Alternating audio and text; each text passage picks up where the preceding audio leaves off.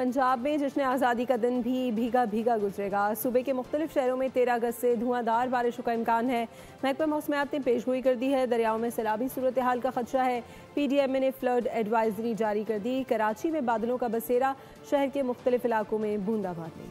Monsoon का 7वां spell रंग जमाने को तैयार। 13 अगस्त से मुख्तलिफ शहरों में धुआंधार बारिशों का इम्कान। मूसलाधार बारिशों के बाइस पंजाब के बड़े दरियाओं में पानी के बहाव में इजाफे का खदशा। दरियाए सतलुज, रावी, चनाब, जहलम और मुलिका नदी नालों में सैलाबी सूरत हाल पैदा होने का अंदेशा। PDMA की जानिब से फ्लड एडवाइजरी जारी, मुतालिका इदारों को अलर्ट रहने की हिदायत कर दी। महकमा मौसमियात ने आइंदा 24 घंटों के दौरान इस्लामाबाद, पोटोहार रीजन, शुमाल मशरकी पंजाब, बालाई खैबर पख्तूनख्वा, कश्मीर और मुलिका पहाड़ी इलाकों में चंद मकामात पर तेज हवाओं और गरज चमक के साथ बारिश की पेशगोई कर दी।